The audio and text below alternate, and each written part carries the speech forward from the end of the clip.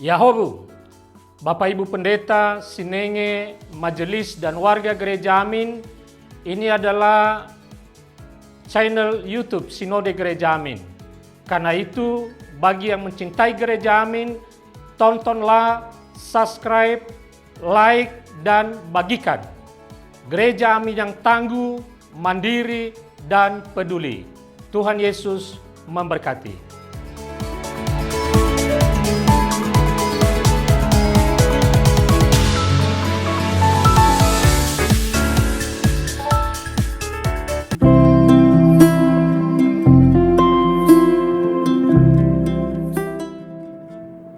Hai Teens, jumpa kembali dalam acara TFC.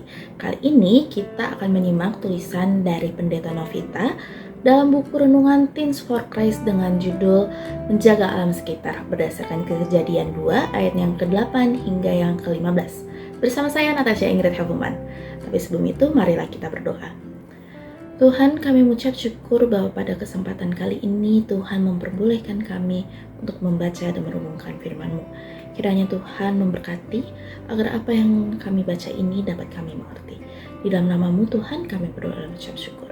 Amin. Yang menjadi pusat perenungan kita adalah Kejadian 2 ayat yang ke-15. Saya akan membacakan untuk kita semua. Tuhan Allah mengambil manusia itu dan menempatkannya di Taman Eden untuk mengerjakan dan memelihara taman itu. Ada berbagai macam bencana alam yang terjadi di Indonesia, seperti gempa bumi, letusan gunung berapi, dan tsunami. Ini merupakan bencana alam yang tidak dapat dicegah dan hanya bisa diantisipasi dampaknya. Ada juga berbagai macam bencana yang disebabkan oleh perbuatan manusia. Misalnya kebakaran hutan karena kecerobohan menyalakan api, banjir karena penebangan hutan secara tidak terkendali, serta polusi air dan udara akibat limbah pabrik atau rumah tangga. Bencana yang disebabkan oleh perbuatan manusia seharusnya bisa dicegah agar tidak terjadi. Yang diperlukan adalah kesadaran manusia untuk menjaga alam dengan sebaik mungkin. Sejak awal penciptaan, Tuhan memberikan tugas kepada manusia untuk menjaga alam. Tuhan menaruh manusia di Taman Eden.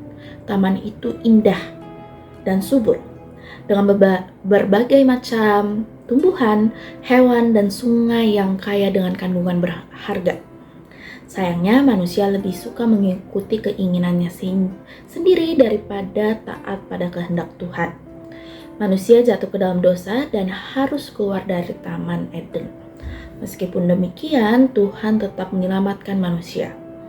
Tugas untuk memelihara alam tetap berlaku.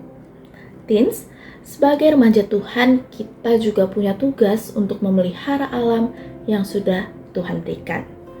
Alam ini sangat indah, subur, dan memesona.